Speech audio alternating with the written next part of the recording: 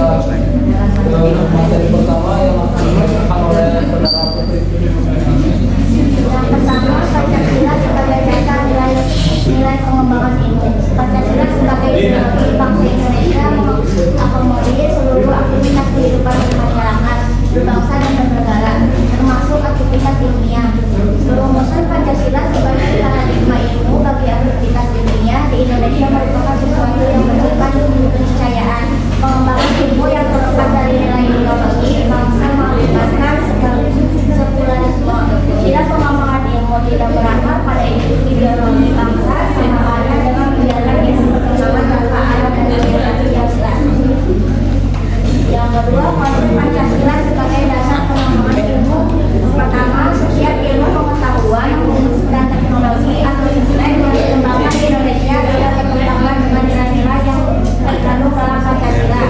Yang kedua, setiap sains yang dikembangkan di Indonesia harus melaksanakan nilai-nilai Pancasila sebagai faktor internal pengembangan sains itu sendiri.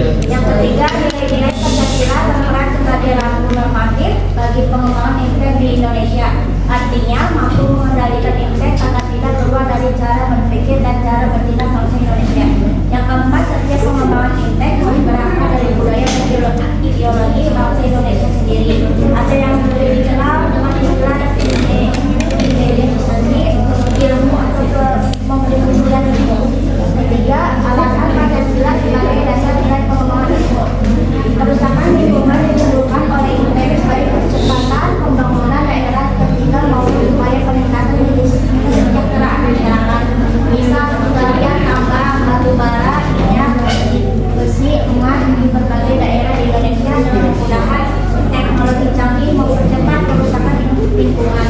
Penjabaran sila-sila Pancasila sebagai dasar nilai pengembangan sains dapat menjadi sarana untuk mengontrol dan mengendalikan kemajuan sains, berpengaruh pada cara berpikir dan bertindak masyarakat dan cenderung pragmatis. Nilai-nilai kearifan lokal yang menjadi simbol kehidupan di berbagai daerah mulai digantikan dengan gaya hidup global, seperti sikap bersahaja digantikan dengan gaya hidup bermewah-mewah, solidaritas sosial digantikan dengan semangat hidup individualitas, masyarakat untuk bahkan digantikan dengan kontinu. Selanjutnya untuk materi yang kedua kami sampaikan oleh upaya Pancasila sebagai dasar pengembangan ilmu. Oleh tanggal 15 Oktober 1980, UGM Yogyakarta menyelenggarakan seminar tema Pancasila sebagai orientasi pengembangan ilmu. Konsep Pancasila merupakan pegangan dan pedoman dalam usaha ilmu pengetahuan, dipergunakan sebagai asas dan pendirian hidup sebagai suatu pangkal sudut pandangan dari subjek ilmu pengetahuan dan juga menjadi objek ilmu pengetahuan.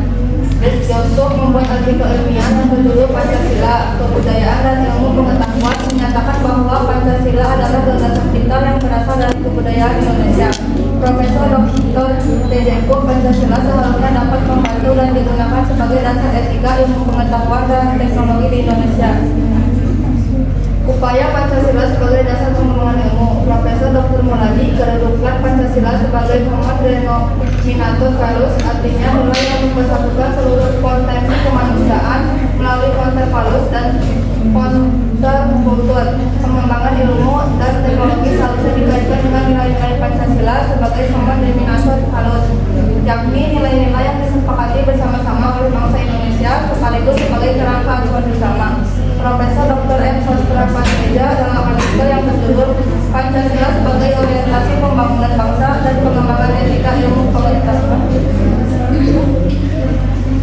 Sebagai kajian, ada dua peran Pancasila dalam pengembangan iptek, yaitu pertama, Pancasila merupakan landasan dari kebijakan pengembangan ilmu pengetahuan. Kedua, Pancasila sebagai landasan dari etika ilmu pengetahuan dan teknologi.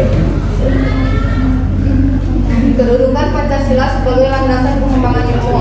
Pertama, pengembangan ilmu pengetahuan harus menghormati keyakinan religius masyarakat. Kedua, ilmu pengembangan ditujukan bagi pengembangan kemanusiaan. Ketiga, iptek merupakan unsur yang menghomogenisasikan budaya sehingga merupakan unsur yang mempersatukan antar masyarakat. Keempat, demokrasi akan menuntut bahwa penguasaan iptek harus merata ke semua masyarakat. Kelima, kesenjangan dalam penguasaan iptek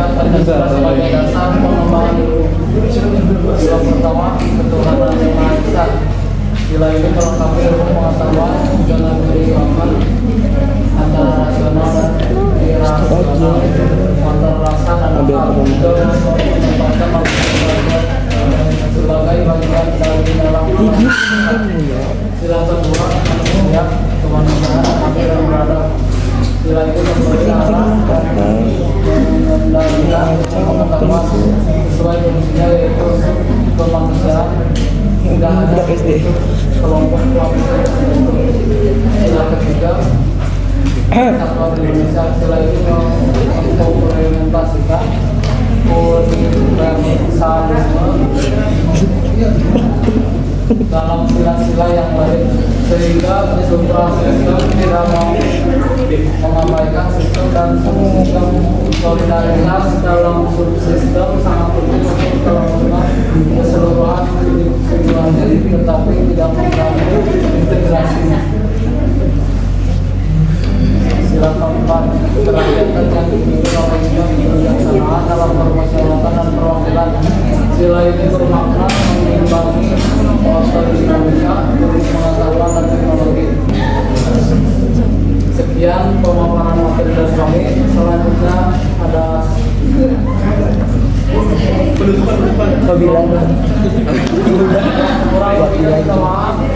Wassalamualaikum warahmatullahi wabarakatuh. Waalaikumsalam.